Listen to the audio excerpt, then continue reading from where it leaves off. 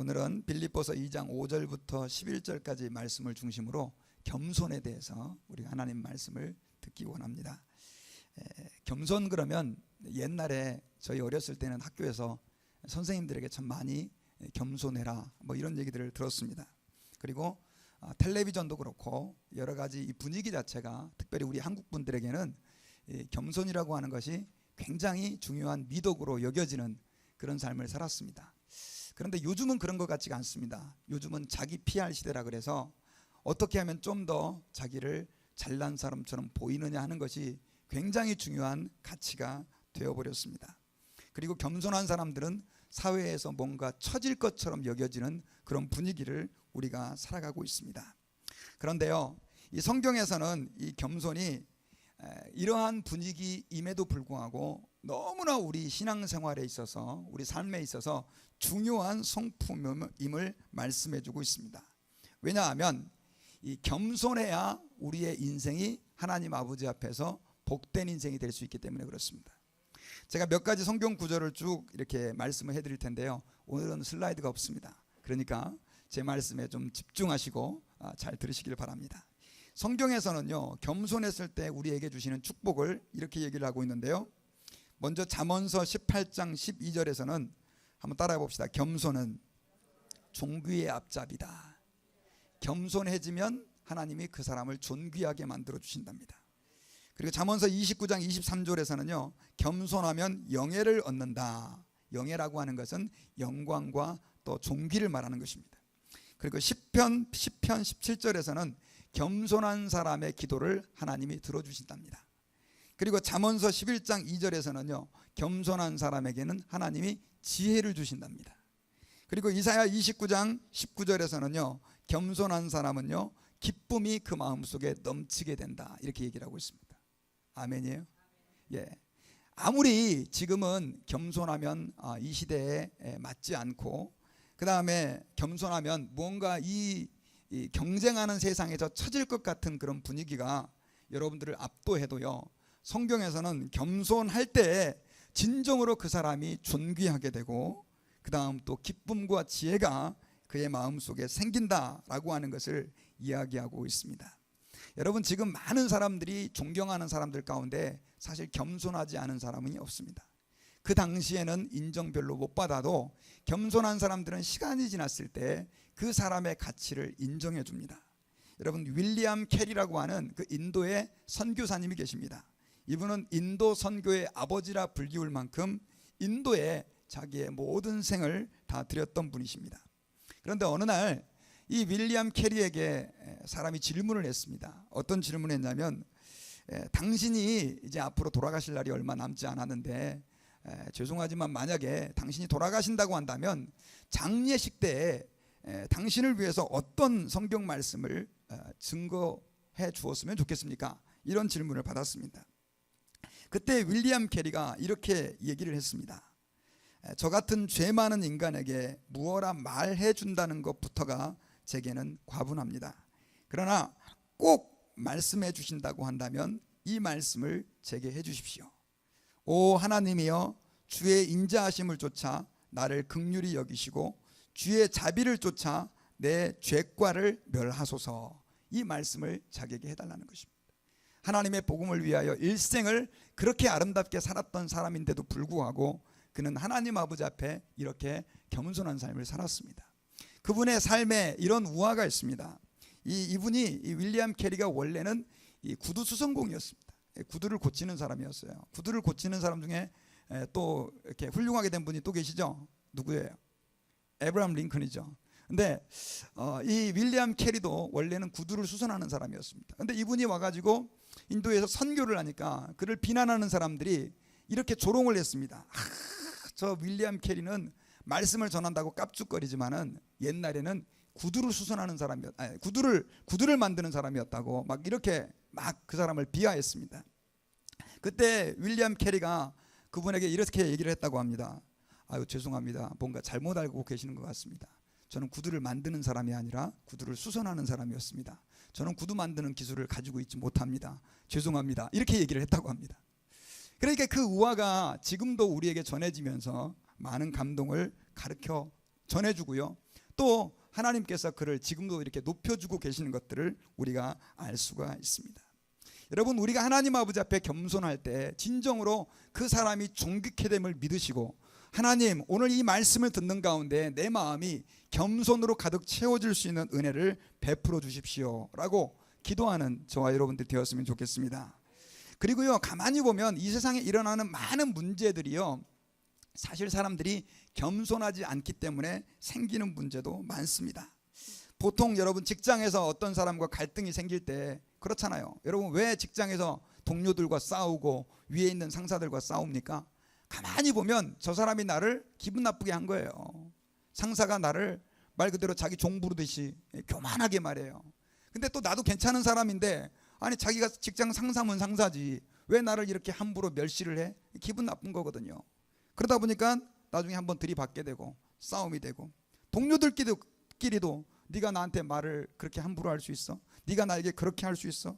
이런 것들 때문에 계속해서 갈등이 생기는 것입니다. 여러분, 부부싸움도 마찬가지입니다. 부부가 왜 싸웁니까? 결혼 안 해보신 분들은 잘 모르겠어요. 서로 잘났다고 해서 싸우는 겁니다. 말 그대로 겸손하지 않은 것입니다. 성경에서는 분명히 우리에게 남편은 아내를 그러니까 예수님이 교회를 사랑한 거다 이렇게 말씀했는데, 남편들이 그렇게 사랑하지도 않으면서 큰 소리를 빽빽 지르죠. 감히 남자에게 그럴 수 있냐고. 그리고 여자들은 또 자존심이 있잖아요. 옛날에 사랑한다고 그럴 때는 언제고 말이야, 지금 와가지고 나한테 이따구로 대하냐고 하면서 싸우는 거예요. 계속해서 서로 겸손하지 않기 때문에 그렇습니다. 자녀들과 부모와의 갈등도 가만히 보면요, 왜 생기느냐? 겸손하지 않기 때문에 그렇습니다. 죄송하지만 저도 지금 많이 후회를 합니다. 사춘기 때 제가 얼마나 교만했는지. 부모님이 물로 보여요, 물로. 그래가지고 많이 대들었어요. 근데 이제 지금 나이가 먹고 나서 보니까 참 부모님이 훌륭하셨다. 그분들이 저보다는 많이 못 배우셨지만 삶에 있어서는 내가 그분들을 따라갈 수 없을 만큼 훌륭한 삶을 사셨다는 생각이 드니까 이제는 진짜 부모님에게 함부로 못하는 것입니다. 사람은요, 누구나가 다 가정 안에서, 직장 안에서, 또 심지어 교회까지도요, 여러분, 사람들이 싸우고 다투고 갈등하고 문제를 일으키는 요인을 가만히 보면 다 뭐 때문이냐? 교만하기 때문에, 쉽게 말하면 겸손하지 못하기 때문에 문제가 생긴다는 것입니다. 여러분, 뒤집어서 얘기하면 만약에 우리가 겸손하다고 한다면 가정 안에 문제가 생길 수 있겠어요, 없겠어요? 없죠. 아까 윌리엄 캐리처럼 말이 당신 그따구로 할 수 있냐고 막 그렇게 했을 때, 그래요, 너무 죄송하다고, 내가 당신의 마음을 아프게 했다고, 뭐 이런 식으로 되면 싸움이 되겠습니까? 자녀들이 낳으실 때 괴로움 다 잊으시고 기르실 때 마음으로 애쓰시는 마음, 그 어머님의 노래처럼 그 마음을 가지고 항상 부모님을 대하면 아이들이 부모님에게 대들 수 있겠어요? 안 되죠. 또 부모님은 이 아이를 대할 때마다 하나님이 이렇게 존귀하고 이렇게 똑똑하고 이렇게 잘난 아이를 내게 양육할 수 있도록 이 가정의 선물로 보내주셨다라고 하는 이 마음을 가지고 아이들 앞에 부모님이 겸손하다고 할 때 가정에 문제가 생길 수가 있겠습니까? 없죠. 교회도 마찬가지입니다. 사실 오늘 본문 빌립보서 2장 말씀은요, 주님께서 빌립보 교회에 주신 메시지인데, 이 빌립보 교회가 여러분 성경에 가만히 보면 신약 성경도 구약 성경도 그런 경우가 많이 있지만 성경은 거의가 다 문제가 있는 곳을 향해서 하나님이 주신 메시지였어요. 그래서 고린도 교회도 보면은 성령의 은사라든가 또 여러 가지 교회 생활에 필요한 많은 것들을 말씀해 주고 있는데, 가만히 보면 그 고린도 교회에 뭐가 많았냐? 문제가 너무 많았다는 것이죠. 빌립보 교회도 마찬가지였습니다.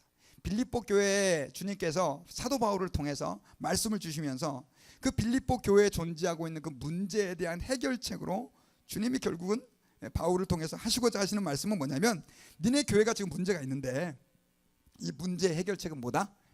겸손이다. 그러므로 너희들이 겸손해라. 이것이 바로 문제의 해결책이다. 이것이 바로 너희가 존귀하게 되는 것이고 너희가 기쁨이 충만해지는 방법이다. 사실 빌립보서의 이 별명이 뭐냐면 기쁨의 서신이에요. 기쁨의 서신, 기뻐하라, 그런 얘기들이 많이 나오는데요, 바로 우리가 하나님 아버지 앞에 겸손할 때 이러한 믿음의 축복과 또 마음의, 가정에, 또 여러분들의 직장에, 여러분들의 삶에 그 은혜가 임할 줄 믿습니다. 자, 그렇다고 한다면은 우리가 어떻게 겸손한 삶을 살 수 있을까요? 여러분, 우리가 겸손해야 된다는 얘기는 우리가 많이 들었지만, 그럼 어떻게 하는 것이 진정으로 겸손한 삶을 사는 것이냐? 첫 번째로요, 오늘 본문에서는요, 우리에게 이 겸손한 삶을 살 수 있는 방법에 대해서 2장에서 말씀하기를 뭘 얘기하고 있냐면 예수님의 마음을 품으라 라고 얘기를 하고 있습니다. 우리 5절을 같이 한번 읽어보십시다. 시작. 너희 안에 이 마음을 품으라 곧 그리스도 예수의 마음이니. 자, 이 겸손에 대한 이야기를 말씀하시면서 우리가 꼭 이 겸손하기 위해서 가져야 할 마음의 태도가 뭐냐면 이 예수님의 마음을 어떻게 하는 것입니까? 품는 것입니다. 예수님의 마음을 품는다. 이거 어떻게 하는 게 예수님의 마음을 품는 것일까요? 예수님의 마음이 뭐 항아리처럼 생겨가지고 이렇게 그냥 품으면 되나요? 그건 아니죠. 예수님의 마음을 품는다라고 하는 뜻은 제가 그 헬라 원어를 찾아보니까 성경에서요, 프로네오라고 하는 단어가 사용이 됐어요. 자, 이 뭐 모르셔도 됩니다. 근데 이 뜻은 원문에 무슨 뜻이냐? 마음의 훈련을 한다. 그러니까 예수님의 마음을 품는다는 뜻은 뭐예요? 마음의 훈련을 한다는 뜻입니다. 그리고 또 어떤 뜻이냐면 애정을 두고 주목하고 생각한다, 그런 뜻이 있어요. 자, 예수님의 마음을 품어야 우리가 겸손해지는데, 예수님의 마음을 품는다는 뜻은 우리 마음을 예수님의 마음이 되도록 훈련을 한다는 뜻이고요.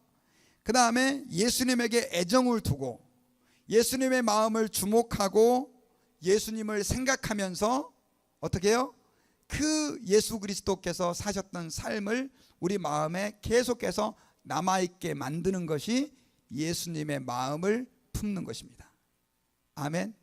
그래서 우리가 겸손해진다라고 하는 것은 예수님의 마음을 품는 것인데, 자, 그렇다고 한다면 여러분, 왜 하나님께서는 우리에게 겸손하라라고 말씀하실 때 예수님의 마음을 품으라고 했을까요?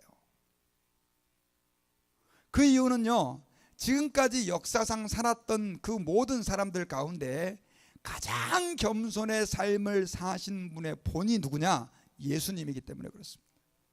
예수님보다, 아까 제가 윌리엄 캐리를 얘기했지만 뭐 에브라함 링컨도 겸손한 분으로 참 유명하죠.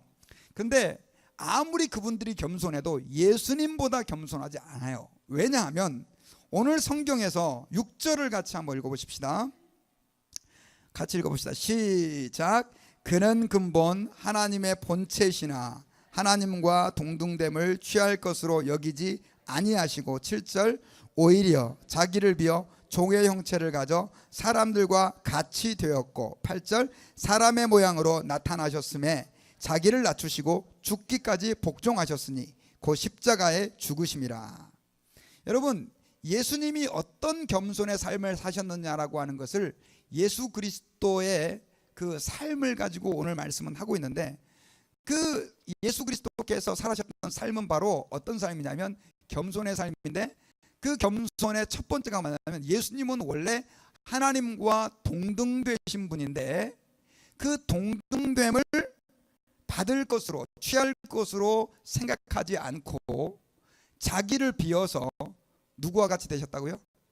종의 형체, 바로 우리 사람들과 같은 모양으로, 그것도 사람 가운데도 왕도 아니고 귀족도 아니고 가장 천한 사람의 모습으로 오셔가지고, 그 다음 또 거기서 어떻게 하셨습니까? 종의 삶을 사셨고, 그 다음 또 우리의 모든 죄를 예수님이 다 담당하시고 가장 비참하고 처참한 십자가의 죽음을 당하셨다는 것이죠. 예수님께서 사셨던 겸손의 삶은 이 외에도 말로 할 수 없지만 사실 이것으로 간단하게 요약될 수가 있다라고 하는 것을 저와 여러분들이 기억해야 됩니다. 그래서 우리가 겸손한 삶을 산다라고 할 때 사실 여러분 모델을 보고 따라간다는 게 굉장히 중요하죠. 여러분, 만약에 여러분들 친구 중에 교만한 사람이 있잖아요. 그러면 여러분은 여러분도 모르는 사이에 자기도 교만해지게 될 것입니다. 근데 여러분들 아주 가까운 사람 가운데 굉장히 겸손한 사람이 있어요. 그러면 그 사람은 자기도 모르는 사이에 그 겸손을 자기가 배우게 돼요. 우리가 예수 그리스도를 우리의 마음 가운데 늘 두고 예수 그리스도를 우리가 주목하고 그분을 생각한다, 그리스도의 그 마음을 품는다라고 하는 것은 그분을 우리 삶의 모델로 삼고 우리가 예수님 때문에 구원받았고 하나님 자녀가 되었으니까 그분의 가신 길을 간다고 할 때 그 사람은 자동적으로 겸손의 삶을 살 수밖에 있다 없다? 살 수밖에 없다. 한국말이 어렵죠? 그래서요, 여러분, 겸손은 어디서부터 시작이 되느냐면요, 사실은 우리의 생각을 훈련하는 것부터 시작이 되는 것입니다. 겸손은 어디서부터 시작이 된다고요? 우리의 생각, 마음가짐이죠. 마음가짐. 그래서 겸손한 행동은 둘째, 셋째 문제예요. 제일 먼저 여러분들은, 저와 여러분들의 마음, 생각을 겸손한 상태로 바꿔놔야 돼요. 여러분들 한번 생각을, 옆에 있는 분들 한번 머릿속을 한번 들여다보세요. 지금 겸손한 생각이, 마음에 지금 겸손한 마음이 갖춰져 있는지. 안 보이죠? 안 보이지만 결국은 겸손한 생각으로, 마음으로 무장이 된 사람은 겸손한 행동을 나타내게 될 것입니다. 왜? 예수님께서는요, 여기 특별히 6절을 좀 주목해 보시면, 그는 근본 하나님의 본체시나 하나님과 동등됨을 취할 것으로 여기지 아니하시고, 영어로는 여기지 않는다라고 하는 말이 consider이라고 하는 단어가 쓰였어요. 이것은 생각을 얘기하는 거예요. 생각. 예수님께서는 그렇게 생각하지 않으신 거예요. 예수님은 생각이 무엇으로 가득 차 계셨느냐? 겸손으로 가득 차 계셨어요. 마음은 교만한데 겸손한 척하면서 아니요 이렇게 하는 사람이 아니라, 예수님은 그 생각부터, 마음부터가 완전히 겸손으로 무장되신 분이셨다는 것을 여러분들 주목하십시오.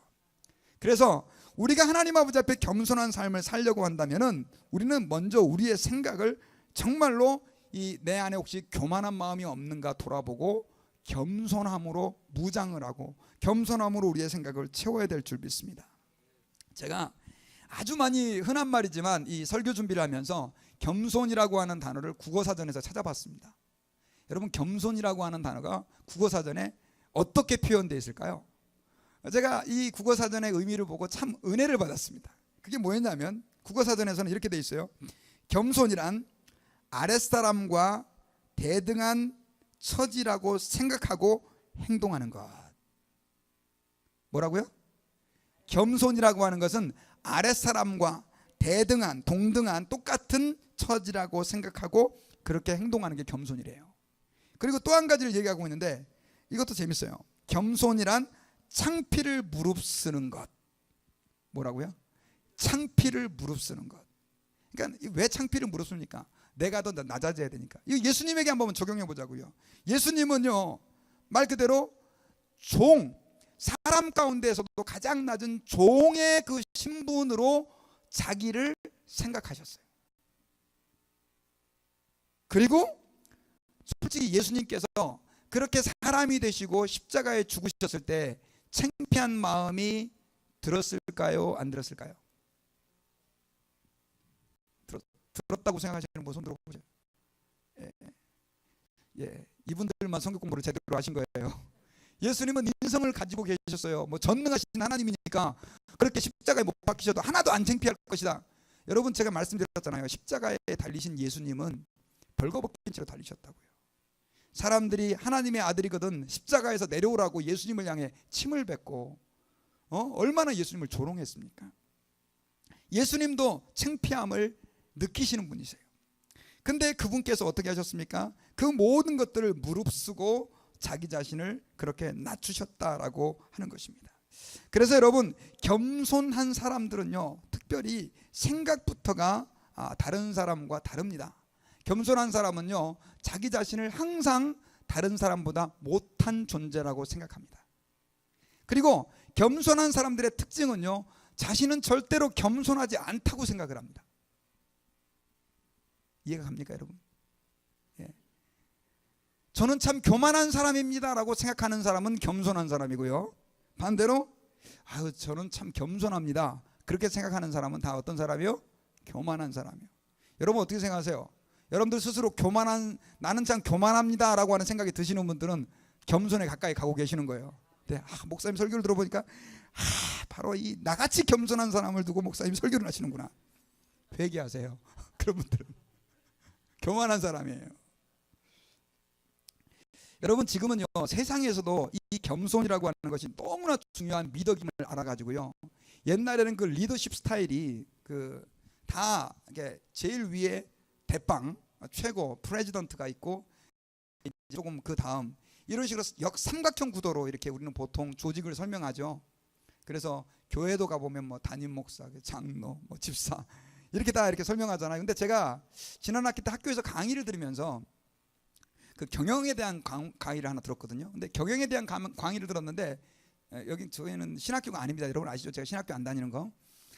근데 일반 과목을 듣는데 그 사람들이 뭐를 얘기하냐면 정말 이상적인 회사의 구조는 역삼각형 구도라는 것입니다. 무슨 말이냐면 직원들이 가장 위에서 존대받아야 되고 그 다음에 제일 밑에는 뭐예요? CEO, 그 회장이 그 밑에 있어야 된다는 거예요. 왜냐? 일선에서 제일 돈을 많이 벌고 열심히 일하는 사람은 누구예요? 직원들이니까. 근데 옛날엔 그렇게 생각했습니까? 그러면서 그분이 뭐 믿지 않는 사람인지 믿는 사람인지 모르겠어요. 이 조직이 이렇게 바뀌어야 된다고 막 제가 은혜를 많이 받았어요. 여러분 지금 교회 안에 얼마나 많은 사람들이 예수를 믿으면서도 불구하고 겸손의 본이신 예수 그리스도를 말하면서도 불구하고 자기 자신을 높이려고 하고 그렇게 생각을 가지고 있고 내가 그래도 교회에서 어른인데 내가 그래도 교회에서 몇 년을 다녔는데 내가 그래도 교회에서 목사인데 하면서 목에 힘주고요. 여러분 목사는 목에 힘주라고 있는 게 목사가 아닌데 그런 사람들이 너무 많아요. 그리고요 또 저는 좀 겸손하게 살아보려고 그렇게 겸손했더니 목사님 그러시면 안 된다고 자꾸 이 겸손의 삶을 사는데 방해가 되게 하는 분들이 계세요. 목사가 권위를 잃어버리면 안 된다고. 여러분 교회에서 제일 많이 섬겨야 되는 사람은 누구예요? 목사예요.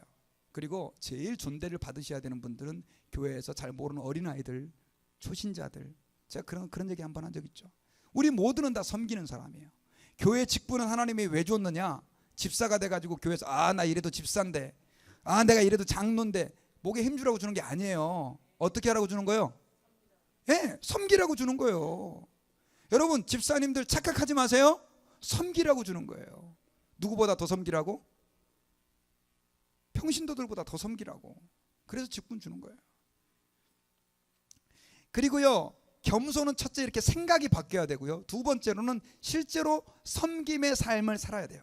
행동으로 옮겨지는 게 겸손이에요. 생각만 잔뜩 있고 삶은 교만하게 계속해서 대접받으려고 그러고 그 다음에 다른 사람들 무시하고 그렇게 살아가는 사람들이 있다. 생각은 너무 겸손해요. 근데 삶이 그렇게 안 사는 사람 겸손한 사람이에요? 그런 사람 겸손하지 않은 사람이에요. 예수님은 그분의 생각이 실제로 겸손으로 가득 차셨고요. 그리고 실제로 겸손의 행동을 하셨습니다. 어떻게 행동하셨습니까? 예수님은요.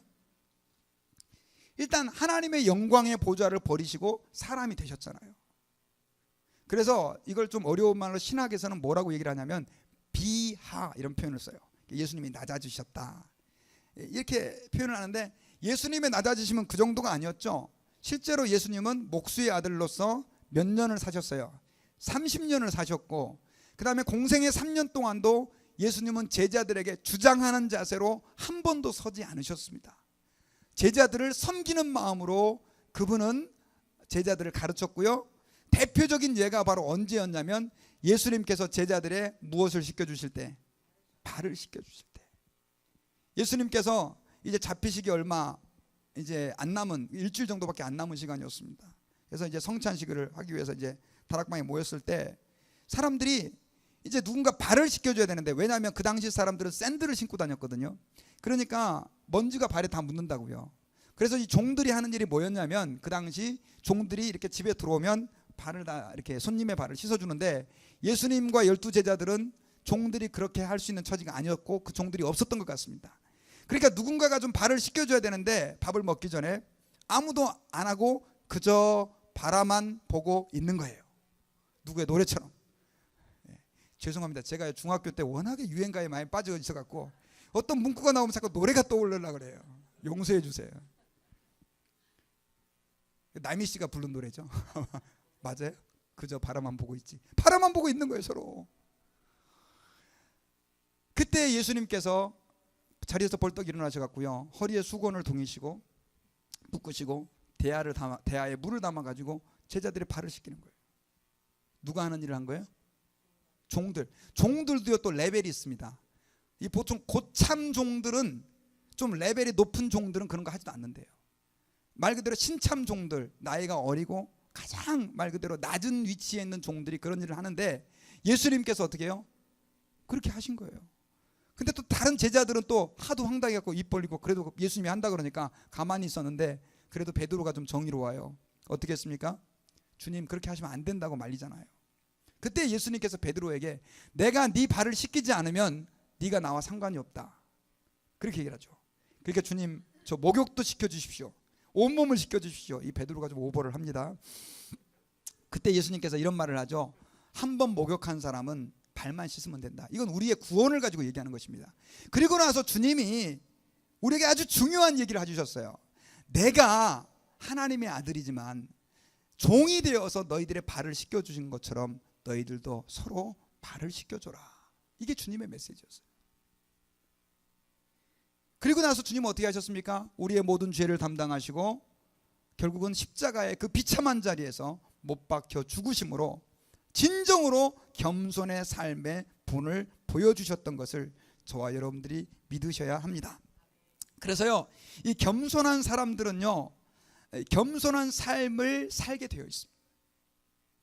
예수님께서는요 겸손한 사람 그러면 저는 예수님의 말씀을 인용한다고 한다면 겸손한 사람은 섬기는 사람이다 라고 저는 별명을 붙이고 싶습니다. 누가복음 22장 27절에 보면 예수님께서 이런 말씀하셨습니다. 나는 한번 따라해 봅시다. 나는 섬기는 자로 너희 중에 있느니라. 나는 어떤 자로? 섬기는 자로 너희 중에 있느니라. 섬긴다는 말은 serve라고 하는 말이에요. 그죠? serve. 그래서 여러분 예배가 뭡니까? 서비스예요. 여러분 우리는 여기서 예배에서 하나님을 섬겨요. 어떻게 섬겨요? 하나님을 어떻게 섬겨요?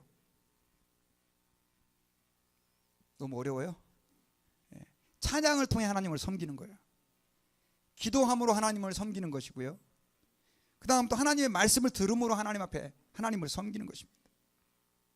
이것이 하나님을 섬기는 것인데 또 실제적으로 우리가 하나님을 섬긴다라고 하는 것은 하나님의 나라의 일을 우리가 감당한다는 것입니다.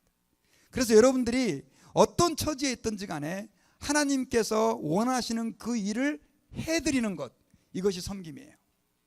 그래서 우리가 하나님 아버지 앞에 겸손한 사람들은요 다들 어떤 마음을 가지고 있냐면 섬기려고 하는 마음을 가지고 있어요. 그리고 하나님에게 대한 섬김은요 여러분들 거의가 다 사람에게 대한 섬김으로 나타남을 믿으시기 바랍니다. 굉장히 중요한 얘기예요. 하나님은 누구를 통해 일하세요? 사람을 통해서. 그래서 하나님의 일을 하는 사람을 섬기는 것, 하나님의 일로 사람을 섬기는 것이 결국은 하나님을 섬기는 것과 같은 이치예요. 예수님이 누구를 섬겼습니까? 여러분 예수님 누구를 섬겼어요? 하나님을 섬겼어요? 하나님을 섬겼죠. 하지만 우리 눈에 볼 때는 예수님은 주로 누구를 섬겼습니까? 크게 좀 대답 좀 해보세요. 제자들을 섬겼어요. 어떻게 섬겼어요? 말씀을 가르치면서 그들과 함께 동고동락하면서 기도하면서 때로는 그들을 교훈하면서. 여러분 저도 여러분들을 섬기고 있는 거예요. 말씀을 통해서.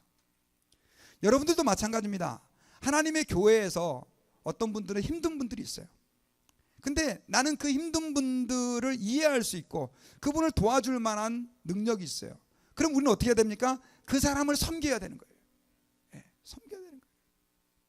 어떤 사람은 몸이 건강해요. 근데 뭐 할 줄 아는 게 아무것도 없어요.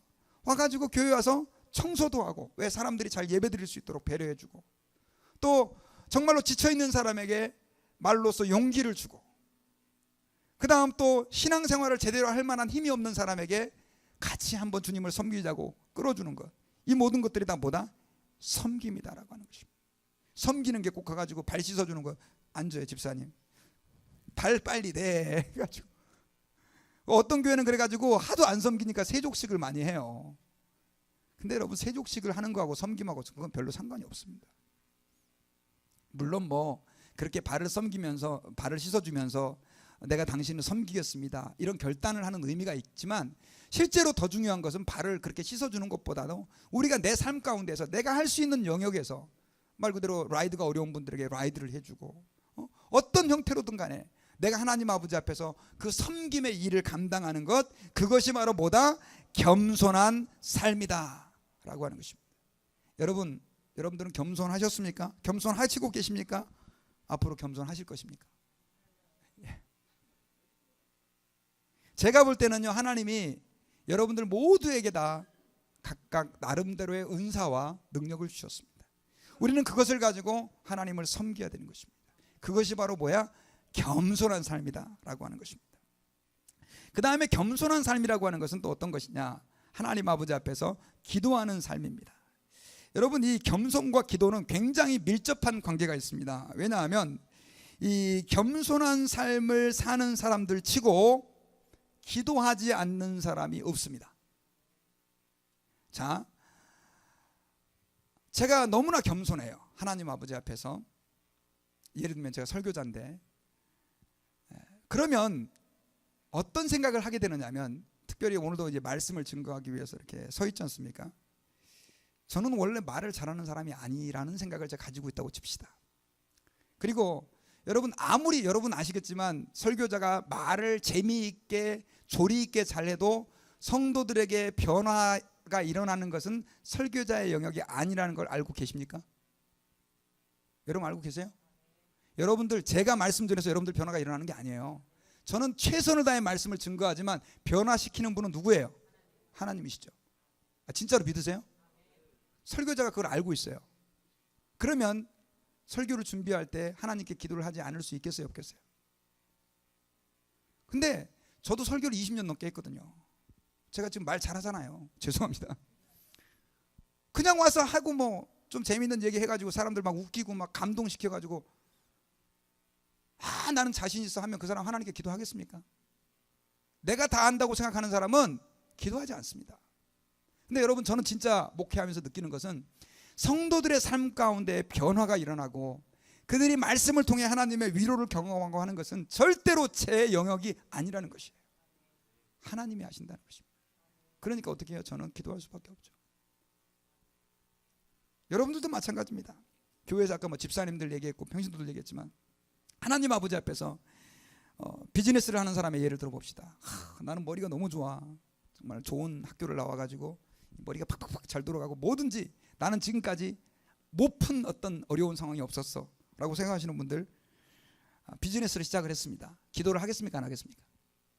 안 하죠. 왜? 내가 할 수 있다고 생각하니까. 예. 공부하는 학생들, 말 그대로 유치원 때부터 시작해서 고등학교 2학년 때까지 한 번도 전교 1등을 놓쳐본 적이 없는 아이가 있어요. 걔는 그냥 어떻게 한 1시간만 공부해도 남들 10시간 공부한 것보다 더 결과가 좋아요. 근데 앞으로 이제 수능이 이제 뭐 미국은 SAT 시험이 있어요. 기도를 하겠습니까? 안 하겠습니까? 예. 자기의 능력을 의지하는 사람들은요, 기도를 하지 않습니다. 그것이 대부분의 특징입니다. 죄송합니다. 그래서 저는 교인들을 볼 때 아주 간단하게 생각합니다. 기도하는 사람들은 하나님 앞에 겸손한 사람이라고 생각합니다. 제가 잘못됐나요?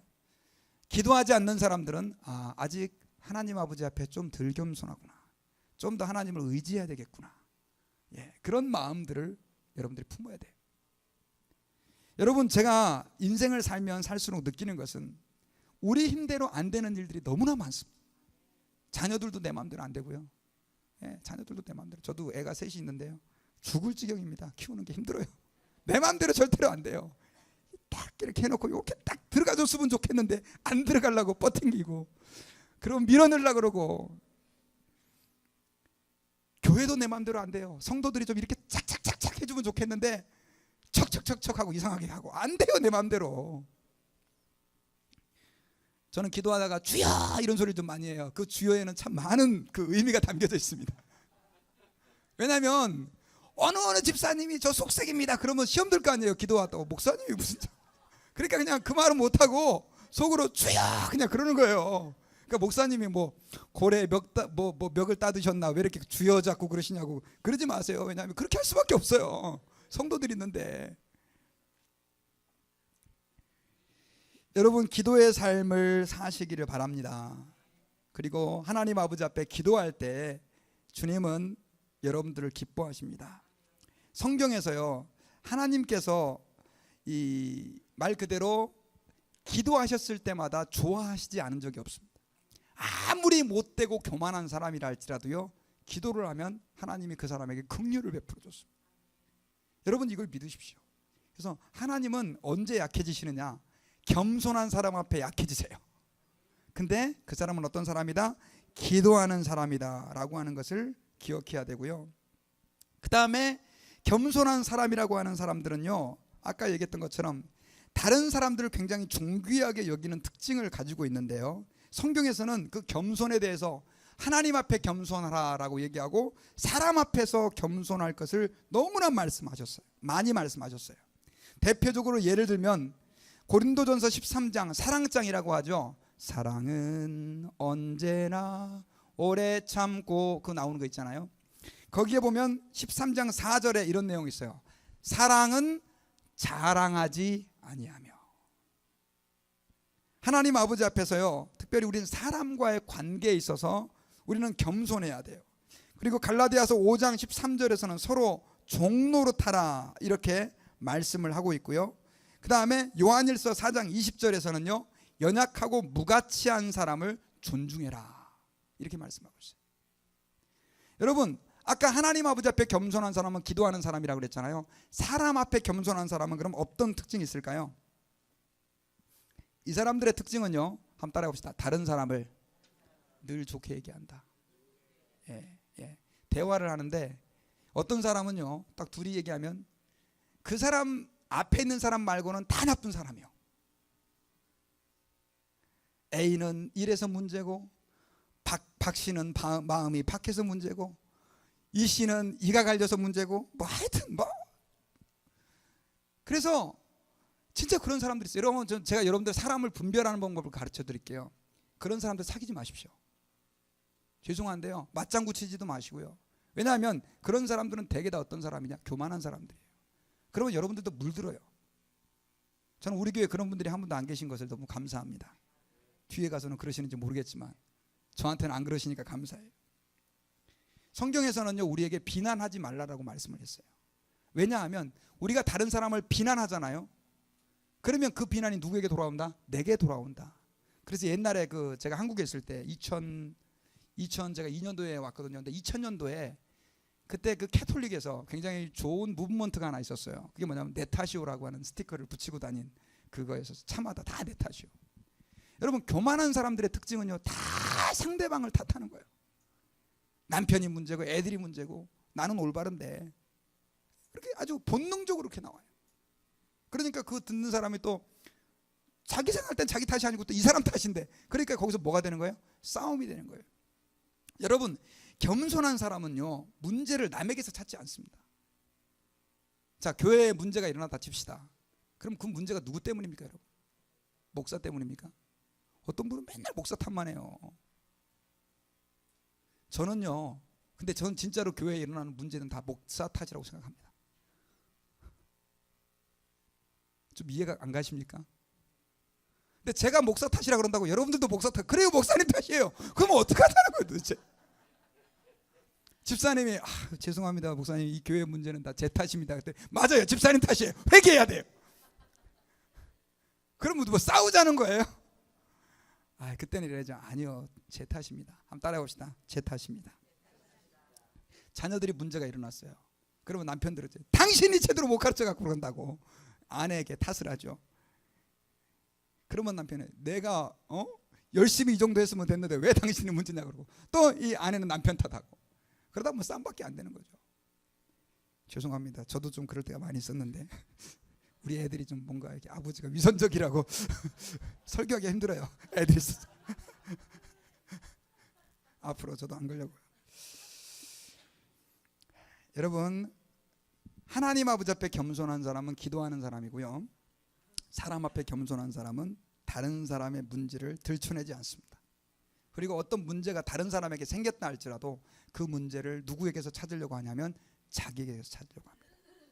그러니까 사람들이 그 사람을 다 좋아할 수밖에 없죠. 한번 생각해 보세요, 여러분. 항상 남의 탓만 하는 사람이, 여러분, 제가 만약에 이건 이 집사님 때문에 문제고, 이건 여기 박 집사님 때문에 문제고, 이건 장로님 때문에 문제고, 제가 항상 그렇게만 얘기해 본다고 생각해 보세요. 여러분들이 저를 좋아할 수 있겠습니까? 그나마 여러분들이 좀 저를 아껴주시고 하는 이유가 또 항상 제 탓이라고 하니까 뭐 작전인지는 잘 모르겠지만, 근데 여러분 진짜로 저는 그렇게 생각합니다.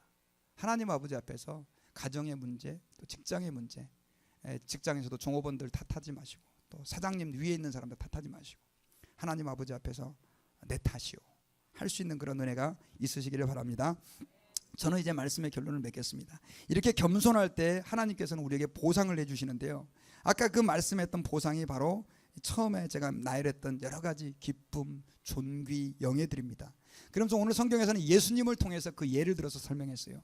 예수님이 그렇게 낮아지시니까 하나님이 그분을 어떻게 하셨다고요?